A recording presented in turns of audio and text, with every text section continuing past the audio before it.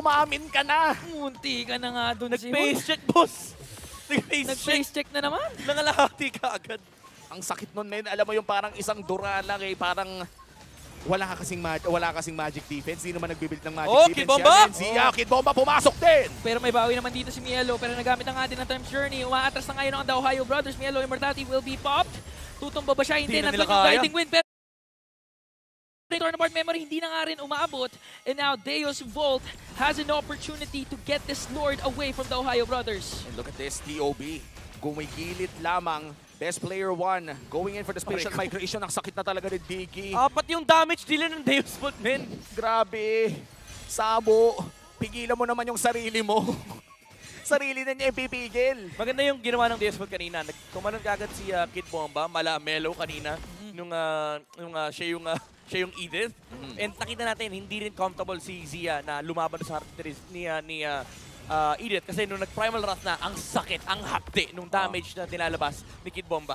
At medyo swerte pa nga dito ang The Ohio Brothers, no, na ang kanilang pushing lane ay baba. Yun lang yung may Mega Minions, medyo malapit pa sa Lord. So may oras na makakakuha naman ng pwesto ang Ohio Brothers, pero pinepeke ata ng Devo to. Pero ang sakit na nga ng hampas ng Lord. Talagang nasasaktan na dito si Magister at may nag-wave pa na nagbibuild up doon sa taas. Mababasagan ata ang Ohio dito. Kailangan nila problemahin yung mid lane. Pero tingnan mo, si best player ang din magpasok doon. Time's Journey, ginamit na nga din na nakakapag-free dito si Garvey. Nawala si Garvey bigla sa kamay ng Deus Volt. Winter Touch ginamit na nga din. Pwede si Kid Bomba na ata yung next na tutumba. Immortality niya ay tutumba na rin. At ito na nga, 2 members down for Deus Volt. Pero yung top lane nila, nabasag na nga din. The Ohio Brothers, they can secure a Lord away from Deus Volt. At ito na nga ata, Evolve Lord para sa kamay ng TOB. Hindi na makakapasok pa ang Deus Volt.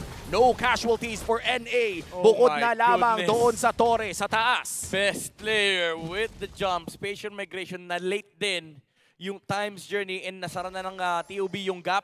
Na-deal na rin nila yung damage dito kay Brody. And I feel like you have to swap out an item here. Kailangan bumili ng Immortality. That was a crucial death onto the Brody. Si Garvey pa yung nauna. And this might be a big push. Hindi na ata nila aantayin yung Lord, pero ang sakit ng mga bomba na nag-aantay para sa Ohio Brothers. Meron na nga immortal dito ang best player 1. At nakikliran sila. Medyo mahirap nga palang dumepensa dito. At natatamaan na nga si Sawo, yung Diggy, ang tsansa nila. Pero ayun na, pasag na ang isa, may nahanap pa ang dalawa. Penalty zone, pumasok din. Hun, tuloy-tuloy lang talaga ang ginagawa ng Ohio Brothers. Pero Deus Volt, last-ditch effort. At nadepensahan pa rin nila kahit 5 yung The Ohio Brothers doon. At may Lord pa na nagmamarcha sa taas pero mukhang hindi na nila masasamahan pa. 25-minute game ang ating pinapanood ngayon in this game number 3. Ang pinakaunang game 3 ng ating group stage. Best player. Nakakamit siya rito. Tumakahanap na naman special migration. At makakatakas din ng basta-basta. Masasamahan pa ata ni Zia pero ang sakit! Sakit! Nararamdaman natin dito, men. By the way, patay siya doon kung wala siyang Rose Gold. That's true. Kasi yung Rose Gold yung nag-soak nung torn apart memory, nung damage output ni Brody, hindi nga naabot sa torn apart memory. Dura-dura pa lang nung ano yun, nung mga heroes ng Deus Volt. So hindi rin talaga pwede basta-basta humarap si Zia dito kasi napakadali lang i-burst down ng Deus Volt itong 1-1 na to. Mukhang reset na naman ang Uy, ating grabe! Tatlo! 10 stars! 3 stars na nasan talaga. Kung ako yung nasa harapan doon, talagang mapapatakbo ako. At Super Shark ngayon with a circling eagle. Mukhang, oy, grabe naman yun. Tatlo matatamaan. Hoon with the ultimate as well. Pero mukhang papasok ngayon dito si Sunset Lover. At wala siyang mahanap. Papaalisin lamang ang The Ohio Brothers with a 3K gold lead. Isang inhibitor turret lamang ang kanilang mapapabagsak. Quick item check tayo dito. Ano nga ba ang mapapansin natin? Importante dito yung mga immortalities, yung round 2s, yung sustain na nanggagaling din as well from the Edith. Meron siyang capability dito to swap out the Winter Truncheon with the immortality. Napakarami nilang pera at this point. Ito na yung buy and sell period ng magkabilang team. Pero si 1-1 dito actually bumubuo na rin ang Athena Shield. Kasi alam niya, at some point, pag nagkamali siya ng pwesto, pwede siyang patayin ng Valentina. Medyo mahirap to for the Ohio Brothers kasi napapansin natin kahit anong effort na ginagawa nila na sustain talaga ng Deus Volt. Yung mga push nila, that's 2 consecutive push na meron pang Luminous Lord at isa lang yung inhibitor turret na na-takedown nila. And that is quite unfortunate, no, para sa The Ohio Brothers. With that Evolved Lord, ina-expect natin usually kapag ganong klaseng level na yung Lord ay kadalasan makakadalawa o even tatlong inhibitor turret. Pero isa lamang ang nakuha ng The Ohio Brothers. Still, playing it safe, I would say, mas okay na yon kesa yung naging greedy kayo at nagsisi kayo sa huli. Lord ngayon ay up na muli. Nandito ang TOB na una sa pwesto. Boss, yung Digi, 130k damage dun. Record-breaking. Hindi ba naman? Hindi ba naman? Di ba naman? Malapit na. I mean, as a Digi, dito sa World Championships, of course, nag-set na ng record yan. Pero we've seen Diggies like deal 200k amount of damage per best player. What? Best player 1, Magister na naman ang kanyang target. Dito, mapapalayo ang Deus Bolt. Oh, Time's Journey has been used. Time's Journey na-expend na. Pero kinailangan mag-back dito ni Best Player 1. Grabe yung burst down na kanyang natanggap mula sa Deus Bolt. Papabagalin ng The Ohio Brothers ang Lord. Sunset lane. Lover on a great location. Pero yung mid lane, as you said, kailangan na bantayan ng Deus Bolt. Yung mga bomba.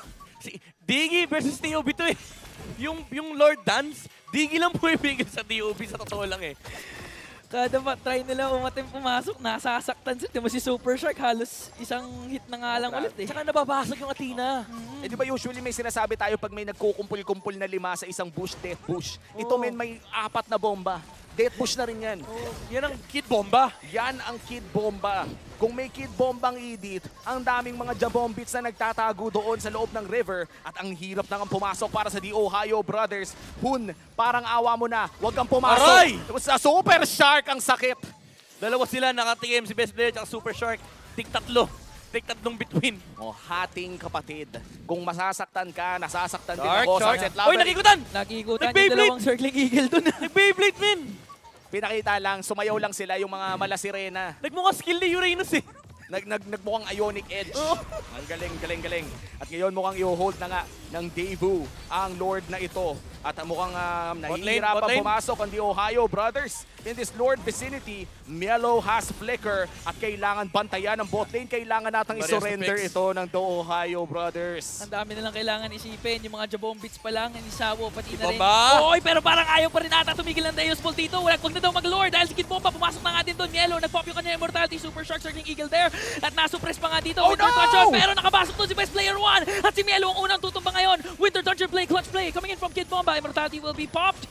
At parang gusto pa sumugod ng Ohio Brothers. Isa lang naman ang mawawala.